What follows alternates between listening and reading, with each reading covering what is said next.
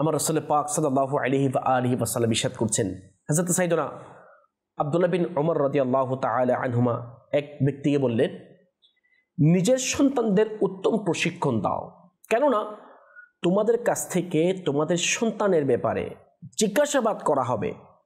তোমরা তাদেরকে কিভাবে প্রশিক্ষণ দিয়েছো এবং তোমরা তাকে কি শিখিয়েছো। দর্শক শ্রোতা, এই যে কিয়ামতের ময়দানে প্রশ্ন করা হবে, জিজ্ঞাসা করা হবে যে আপনি আমি আমাদের সন্তানদেরকে কোন শিক্ষা দিয়েছি। সেই জন্য আজকের এই অনুষ্ঠান থেকে ইমাম হুসাইন রাদিয়াল্লাহু তাআলা আনহুর শৈশবকালের জীবনী থেকে আমরা এটা শিক্ষা নিই। অসংখ্য জীবনী রয়েছে, ইমাম হুসাইন রাদিয়াল্লাহু তাআলা আনহু অসংখ্য দিক রয়েছে। সময় যেহেতু স্বল্প কম, হয়তো ওই সময়ের মধ্যে এতগুলি বর্ণনা করা সম্ভব হচ্ছে না, কিন্তু যা শ্রবণ করেছি শুনেছি, যদি ওটার উপর আমরা আমল করতে পারি তাহলে এটাই আপনার আমার জন্য যথেষ্ট।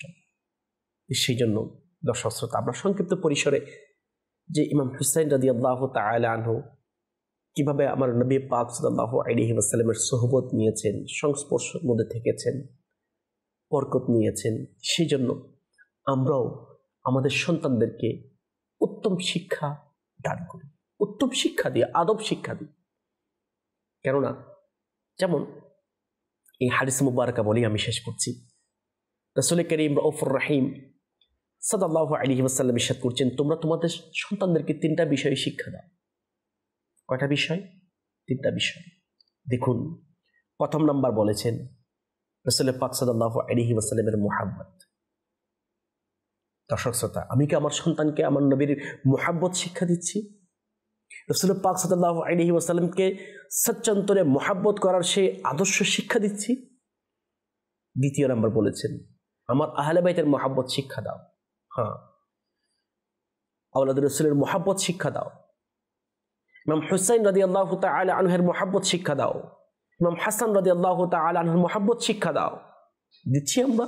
এরপর আমার রাসূল পাক সাল্লাল্লাহু আলাইহি ওয়াসাল্লাম ইরশাদ করছেন, কোরআন পাকের তিলাওয়াত শিক্ষা দাও।